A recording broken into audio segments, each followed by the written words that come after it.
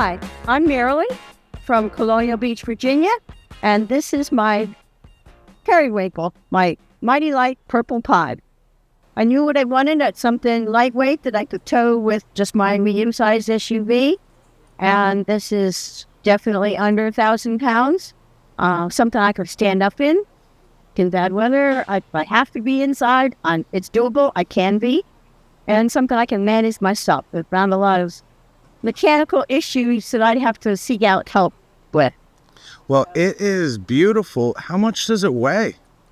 I was told it was 920 pounds, but I'm trying to lighten that by doing away with some of the, I took off the wooden cabinet doors, and that was 10 pounds.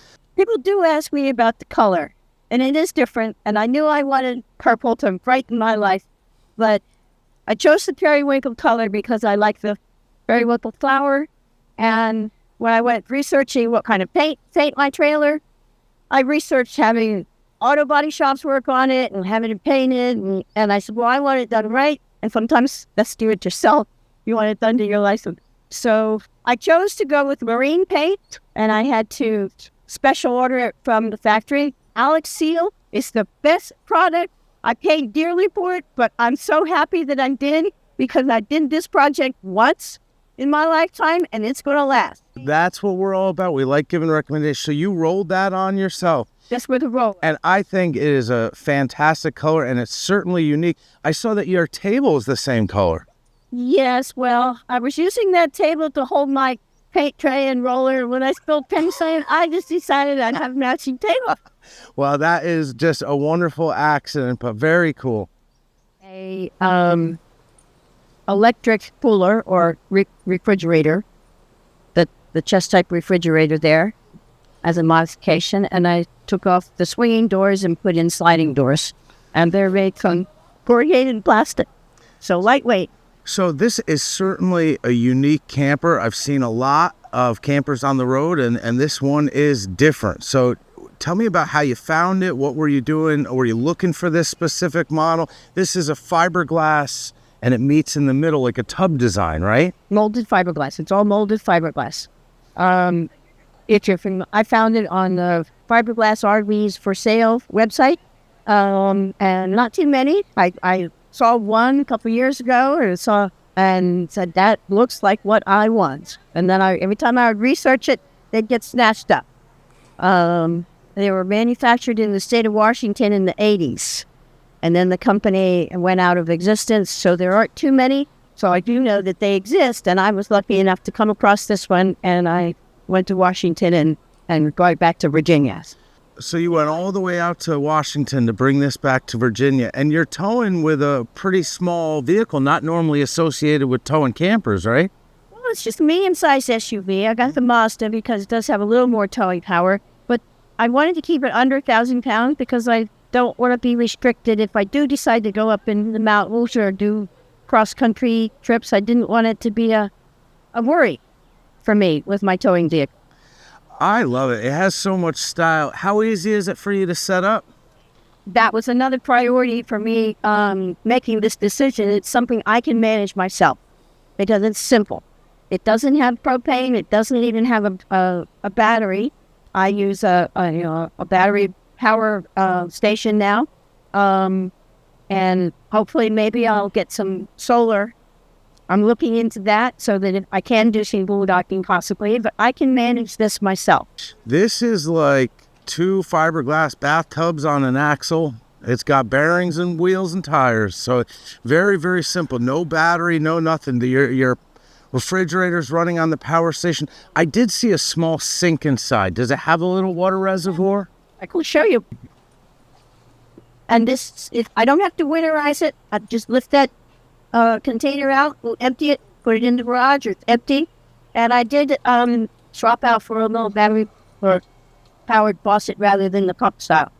So I put the sliding doors in instead of swing doors. Yes.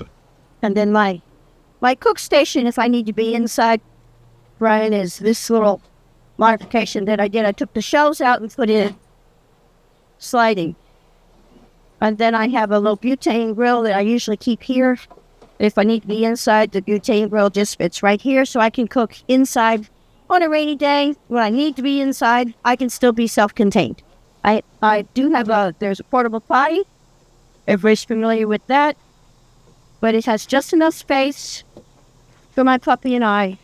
I didn't need the dinette table, and I'm just short enough that I can sleep widthwise, but I can put the table back and have that double or just under a double-sized bed.